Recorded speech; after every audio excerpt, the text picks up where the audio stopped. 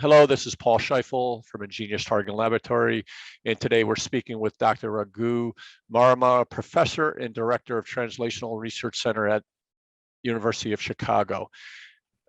Raghu, before we dive into the models that Ingenious has made for you through the years, and just so everybody knows, we have had a very long relationship with Raghu. He started when we first met him. He was at University of Virginia. Then he had moved on to Indiana University to his current role at University of Chicago. So maybe you could tell us briefly about your background and why animal models, specifically mice, have become an important tool for your research. Yeah. So, my background is I'm a physician and a PhD researcher. And my career is focused on diabetes and sort of understanding the pathophysiology of diabetes and modeling diabetes in multiple different ways. So my lab models diabetes in cells in a petri dish. We study zebrafish, we study mice, and we actually study humans as well. So we kind of go along the entire spectrum from the cell to the human.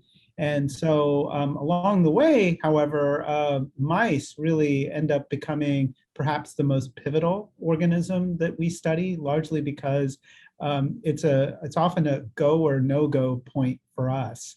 When we generate models in mice, the question is, do we see the results we expect? Do we get the phenotypes that we expect? And if we do, then we kind of move on to our next step, which is either bringing something into humans or testing them typically in cells from humans. So I guess early on, and I don't know if it goes back to Virginia when you were there, what question or challenge were you setting out to address when you really started your work? Yeah, well, that goes back a long ways. And so we were at the time addressing very fundamental questions. With the first model that we made, it was really focused on a transcription factor that regulated gene expression in beta cells of the islets, and beta cells produce insulin. And so our hypothesis at the time was that we felt that this transcriptional cofactor was critical in sort of laying the landscape of genes that then allowed insulin production. And so we were studying that at the time, and it was really more of a fundamental question. And in more recent models that we've created through ingenious, our focus had been more on testing the potential utility of specific genes as targets for the treatment of diabetes. So it's kind of moved from sort of a very fundamental understanding of beta cell biology to therapeutics. So with the answer you just gave in terms of diabetes, in terms of possible real world applications, and something that we had talked about, maybe currently why maybe you went to University of Chicago in terms of the Translational Research Center, but maybe talk a little bit about the real world applications of just not what you've done in research, and maybe with the models that you have just discussed with us. Yeah, well, I mean, I'll give you one really clear example, a cool example, a model that you created for us, which was a humanized mouse. This was a few years ago. We had an NIH grant, and the grant was focused on identifying new small molecule inhibitors of this enzyme that we felt was important to inhibit to prevent type 1 diabetes.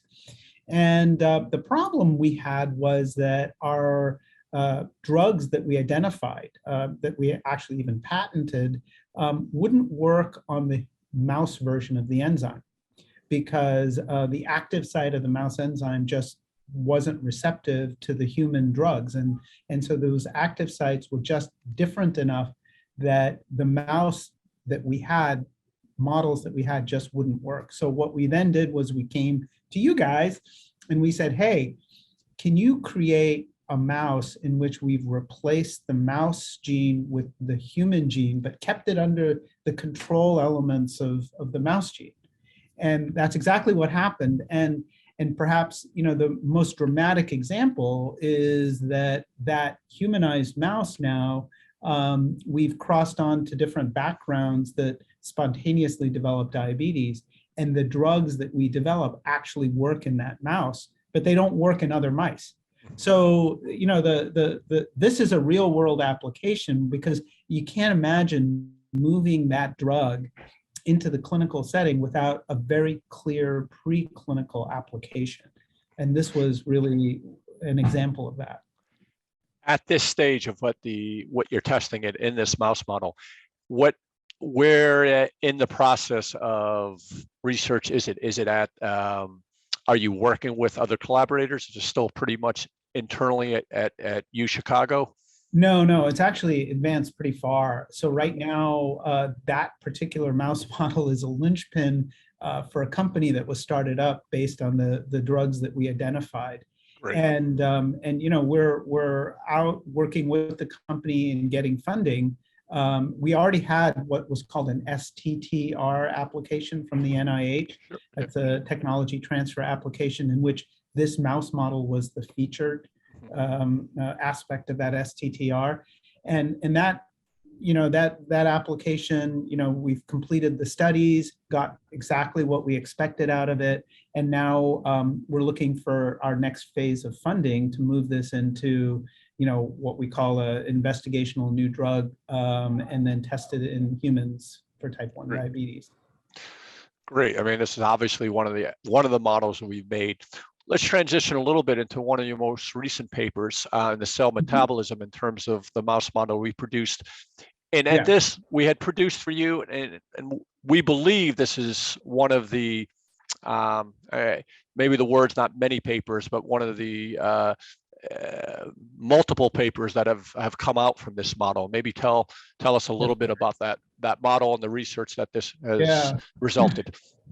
Well, actually, as you point out, several papers have come out from that one mouse model, which is a model in which you guys floxed the DHPS gene, and that gene encodes an enzyme called deoxyhyposine synthase, which is an unusual enzyme that regulates the post-translational modification of the translation factor. So, we published, the first paper was in Science Signaling, that was published about 2 or 3 years ago. And then last year, and then what we did was effectively, we used that to do tissue-specific knockout. So we cross in a Cree animal to delete that gene in different tissues. And so in the Science Signaling paper, we knocked it out in beta cells, and then in the cell metabolism paper, we knocked it out in macrophages. And each of those papers told a very different story about the role of that enzyme and that translation factor in the regulation of that particular cell type. In our cell metabolism paper in particular, it showed us that this enzyme was somehow critical in how macrophages polarize, and in the absence of it, they don't become pro-inflammatory. So by knocking out this enzyme, the animals were actually protected from diet-induced obesity and the consequences of diet-induced obesity. So it had direct relevance for obesity research, and there's already inhibitors to that enzyme. So, it really provided the impetus to move that, to the next step. In our collaborators that you have become familiar with over the years, are they utilizing this mouse model? Has this been more in terms of internal use from where you've been, or is it being utilized at other institutes or other companies? So we've sent that mouse model to multiple groups around the world. And I will say that, some of whom I collaborate with, some of whom I have absolutely no idea who they are, they ask for it and we share it.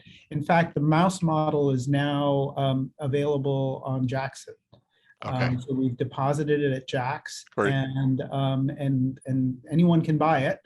And it's clearly been a model that the community has found tremendously valuable, particularly the community that studies polyamines and this particular modification. Sure. It's a fairly large community. Yep. And so there's actually, I should say, several papers more pending on that particular model. And then also there were two other models that you created in the same pathway. One was a floxed EIF5A mouse, and another one was a floxed ornithine decarboxylase mouse. And those have found their way into papers as well, and have really helped us kind of align how that sort of pathway might be relevant to the different disease states that we're studying. And Raghu, do you see future experiments utilizing these mouse models? Have they at this point, outside of depositing it in Jack's site, for you internally or for your internal research, are you going to continue to use these models, or have they kind of run its course with you guys? No, we're continuing to utilize them. In fact, one of them, the ODC conditional mouse, which we actually did publish that as well. It was buried in another cell metabolism paper. That mouse model has actually proving really pivotal for future studies, because we actually conducted a clinical study with an inhibitor against that enzyme that actually showed some positive effects in type 1 diabetes. The data are not published yet, but it caused us to go back to that mouse model to then start doing more rigorous mechanistic analyses that we could only get from the mouse model, because the drugs are great, but they don't tell us about the biology, because the drugs have off-target effects. Good.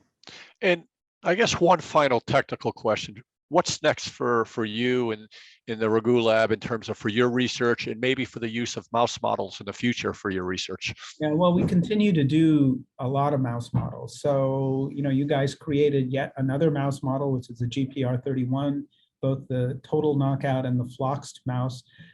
We've got some exciting data that are just beginning to come out on that. We're going to hopefully publish something within the next year. But that's a new, that's actually, a G protein coupled receptor whose, ligand is still unknown. So it's for the most part, not been de-orphanized. And we have another one that we're thinking of creating as well, another G protein coupled receptor floxed mouse. So, there's a lot more down the pike, and that's largely because we're looking for new targets. Sure. And before we can actually, really know whether anything is targetable, we've actually done a lot of that work in zebrafish, because that's easy for us to manipulate. But we need to do it in a mammalian model, and a mouse is the only way we can kind of move it to the next step. So we've got, more mouse models, coming down the pike here. Yeah. As you know, Raghu, I can keep talking about research with you for a long time, but I know time is always of the essence. I guess one final question, and I said it's not going to be pertaining to research. Our marketing team did a little research and found that, you like to bike a lot. And when you're not working on research, maybe you could tell us a little bit maybe about the coolest bike ride or trip that you've done recently, or really over maybe the last 5 years. That's what was pretty cool. Oh yeah, well, so the place that I loved biking the most and the coolest bike ride I did was in Moab, Utah. Yep. And anybody who's a biker knows that Moab is where you go to bike. So we hitch our bikes onto our car and we drive to Moab, because number one, you got to ride your own bike, and and number two, if you're going to take your bike anywhere, Moab's the place to go. So that we've done that a couple of times in the past few years. We're planning on doing it again. And now that I moved to Chicago, one of the cool things I can do now is bike to work. And it's about a 15-mile bike ride, and each way, but it's a blast. Now, slight note, I know this is about you, but many years ago when I was back in a young person, I used to mountain bike a lot, and they had a race called 24 Hours of Moab, and that was back in the early 2000s. So I'm kind of aging myself, but yeah. Now, I assume when you ride out there, you do road biking out in Moab, or do you do I did mountain biking when the first time I went, but the second time I did road biking. and they're Okay. both great. I guess maybe I'm getting a little older in years, as you can imagine. Yep. And the mountain biking takes a bit of a toll on my body. I hear you. And we don't have as much, what's the word I'm looking for? Resilience. Yeah, resilience and craziness when you're flying down those Those hills rock. and those logs. And I'd much rather go on a smooth surface. So, Yeah. but but great. That's great. It's great that you get out there. Great that you actually ride to work. It's a beautiful thing. I wish it could have happened to Long Island, but it's a little too dangerous here. So anyways, it's been great, Raghu. Thank you so much for the time. And we look forward to working with you in the years to come and continue to great models for you. Thanks So, again. all Appreciate right. it. Be good, Raghu. So.